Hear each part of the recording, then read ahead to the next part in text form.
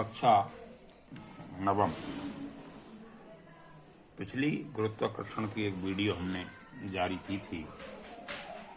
उस वीडियो में न्यूटन का सार्वत्रिक गुरुत्वाकर्षण के विषय में बताया गया था, जिसमें सूत्र बताया गया था F बराबर Gm1m2/r² के विषय में। दो वस्तुओं के बीच लगने वाला बल, दो पिंडों के बीच लगने वाला बल उन वस्तुओं के द्रव्यमान और गुणनफल के समानुपाती और उनके बीच की दूरी की वर्ग के व्युत्क्रमानुपाती होता है। तो इससे निकल करके एक गुरुत्वाकर्षण नियतांक कैपिटल G के विषय में आपको बताया गया था। कैपिटल G क्या है, इसका मान आंकित 6.67 × 10⁻⁻11 बताया गया था। और इसके बाद चर्चा की गई थी कि मुक्त पतन, यदि किसी वस्तु को ऊपर से मुक्त रूप से छोड़ दिया जाए तो उस पर जो पृथ्वी अपना आकर्षण बल लगाती है, तो इस परिप्रेक्ष्य में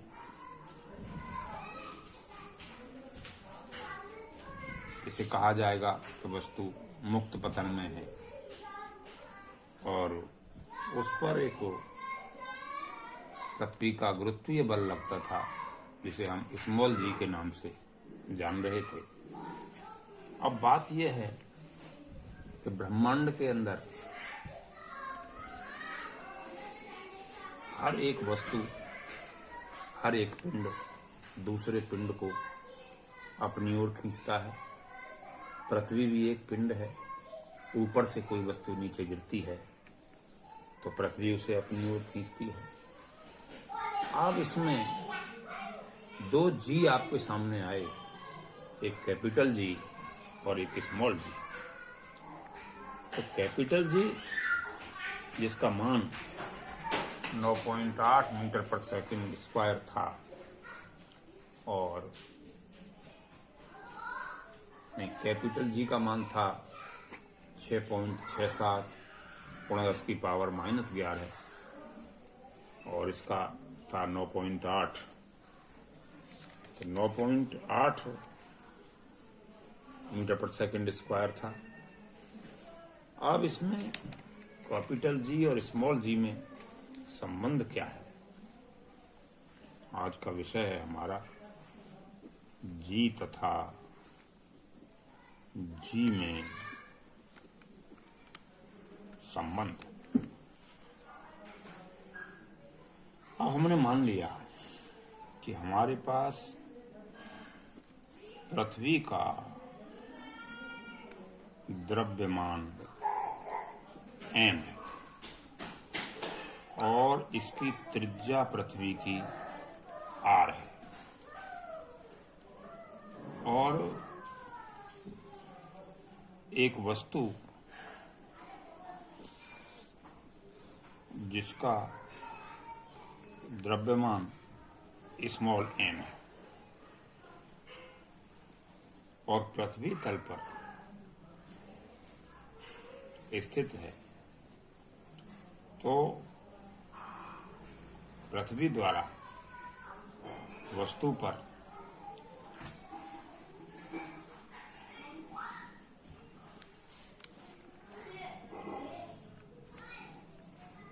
लगाया गया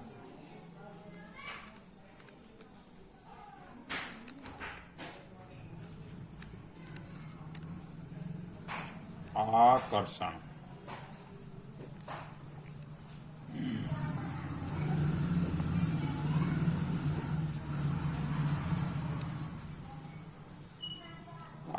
बल F बराबर Gm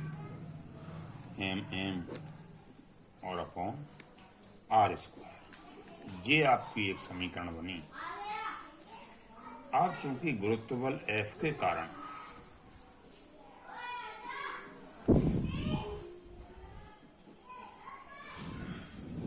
इस पहले केस में वस्तु पृथ्वी के बहुत समीप है,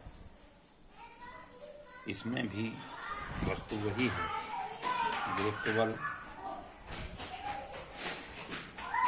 F के कारण वस्तु में त्वरण उत्पन्न होगा।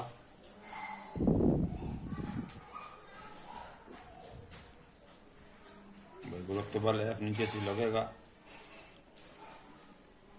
इसमें त्वरण उत्पन्न होगा,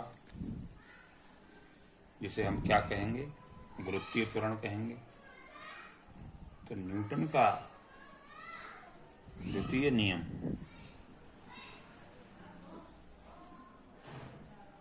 गति के न्यूटन के नियम हमने पढ़े हैं।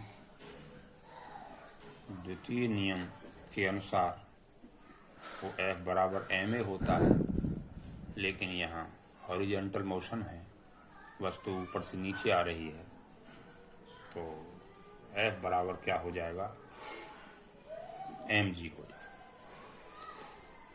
अब ये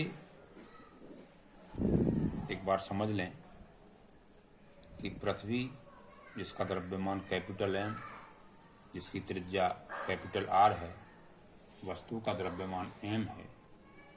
इस द्रव्यमान की कोई वस्तु अथवा कोई पिंड पृथ्वी तल पर यानी उसके समीप बिल्कुल स्थित है, तो गुरुत्वाकर्षण के नियमानुसार उस पर लगने वाला बल F बराबर Gm_m/r² होगा। और अगर हम दूसरी नजरिए से देखें, दूसरे दृष्टिकोण से देखें, तो न्यूटन द्वितीय नियम के अनुसार क्या है, उस पर लगने वाला बल F बराबर mg होगा, क्योंकि पृथ्वी उस वस्तु को अपनी ओर आकर्षित करेगी।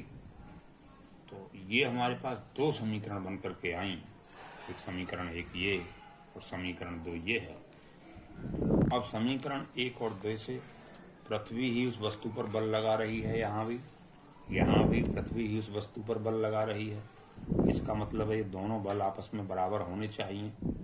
तो हम कह सकते हैं कि mg, या ऐसा लिख सकते हैं कि समीकरण एक व दो से mg बराबर Gm_m/r²।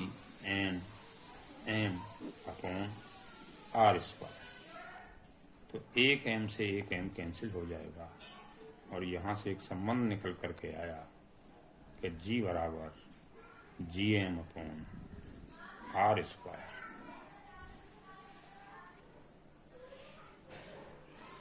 अब इस सूत्र में आपने क्या देखा कि G बराबर Gm/r, ये बड़ा पिंड है पृथ्वी जिसका द्रव्यमान m है, तो ये छोटी वस्तु के द्रव्यमान पर निर्भर नहीं करता। इस सूत्र में स्मॉल m नहीं है। इस सूत्र से ये स्पष्ट हो रहा है कि गुरुत्वीय त्वरण G का मान वस्तु के द्रव्यमान m पर निर्भर नहीं करता। यदि भिन्न भिन्न अलग अलग द्रव्यमानों की दो वस्तुएं हैं और स्वतंत्रता पूर्वक ऊपर से गिराई जाती हैं, लेकिन वायु की अनुपस्थिति हो, क्योंकि वायु उस पर घर्षण बल लगाएगी। यदि दो वस्तुएं भिन्न भिन्न द्रव्यमानों की हैं, स्वतंत्रता पूर्वक वायु की अनुपस्थिति में ऊपर से गिराई जाती हैं, तो उनमें एक समान त्वरण उत्पन्न होगा। पृथ्वी तल पर वो एक साथ पहुंचेंगी। समझने की बात यह है कि एक 50 किलोग्राम का पिंड है, 10 मीटर ऊंचाई से गिराया जाए, और उसी के ठीक साथ साथ एक 5 किलोग्राम का पिंड है। दोनों पिंडों को छत से एक साथ फेंका जाए तो दोनों पिंड पृथ्वी पर बिल्कुल एक साथ पहुंचेंगे। इसमें इस चीज से कोई अंतर नहीं पड़ेगा कि एक वस्तु भारी है, एक वस्तु हल्की है। अब तो ये तो आया संबंध इन दोनों में, लेकिन अब बात यह है कि कैपिटल G और स्मॉल g में हमने क्या अंतर पाया। कैपिटल G और स्मॉल g में अंतर क्या है, ये बात ध्यान करें कि स्मॉल g क्या है। स्मॉल g को हम कहेंगे गुरुत्वीय त्वरण। कैपिटल G क्या है?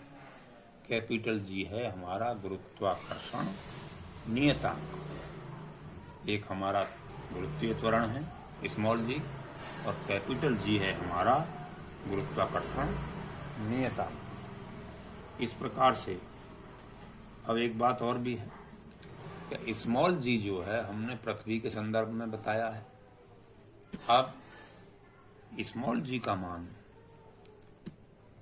अलग अलग भी होता है अलग अलग स्थानों पर, यानी कि ऊपर जाएंगे तो जी का मान घटता जाएगा, समुद्र तल पर जाएंगे नीचे तो भी जी का मान घटेगा, और ध्रुवों पर भी जी के मान में पृथ्वी की तुलना में अंतर आएगा।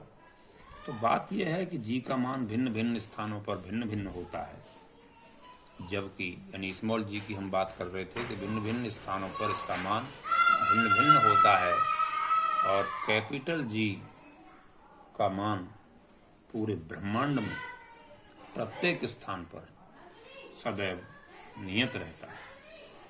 अब इनकी आंकिक वैल्यू, आंकिक मान इनके जी का मान 9.8 मीटर पर सेकंड स्क्वायर होता है, और जो कैपिटल जी है उसका आपने पढ़ाई है 6.67 गुणा 10 की पावर -11 न्यूटन मीटर स्क्वायर पर किलोग्राम स्क्वायर होता है।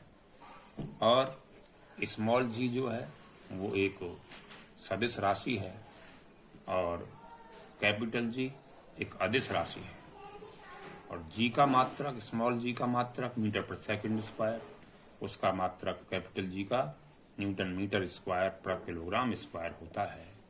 इस तरह से आज कैपिटल जी और स्मॉल जी के विषय में आपने पढ़ा, इनमें संबंध पढ़ा, दोनों में अंतर भी पढ़ा, और स्मॉल जी के मान की गणना जो की जाती है वो जो हमने सूत्र दिया जी बराबर gm/r², इस सूत्र के अनुसार ही की जाती है। आज इस टॉपिक को पूरे ध्यान से अपनी बुक से पढ़ेंगे।